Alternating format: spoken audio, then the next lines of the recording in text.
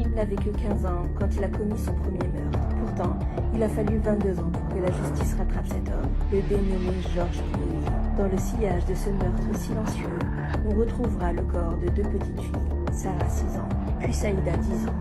Pouille ne leur a laissé aucune chance, puis il a fini par les abandonner dans un coin, comme on abandonne un objet.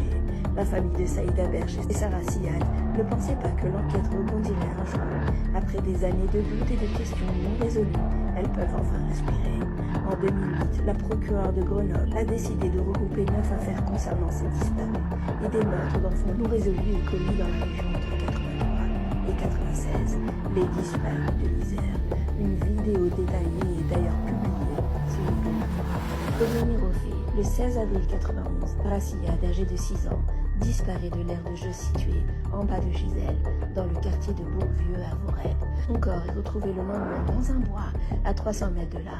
Elle a été étranglée et des violences sexuelles sont constatées. Lors de l'autopsie, l'empreinte digitale est recueillie sur un paquet de mouchoirs. Des échantillons biologiques sont prélevés sous les vêtements de la victime.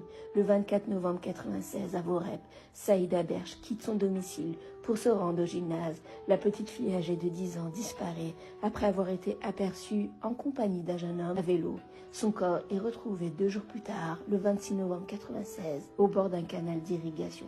Elle aussi a été étranglée, mais aucune trace d'agression sexuelle n'est relevée. Le pull de la victime noué autour de son cou est conservé par les enquêteurs. En 2008 que les deux affaires sont liées, on n'en formait qu'une. Le rapprochement est effectué en raison de nombreuses similitudes dans ces deux dossiers. Georges Pouille est arrêté à son domicile de Vorep le matin du 23 juillet 2013 et placé en garde à vue à Grenoble. Son profil génétique correspond aux échantillons prélevés sur les scènes de crime, notamment sur les manches du pull de Saïda. Pendant les interrogatoires, reconnaît avoir été présent sur les lieux et pas être responsable de la mort des deux petites filles. Pour les familles des deux victimes dont les suspects étaient proches, c'est une consternation. Le 11 mars 2016, Georges Pouille est reconnu coupable et condamné à 30 ans de réclusion.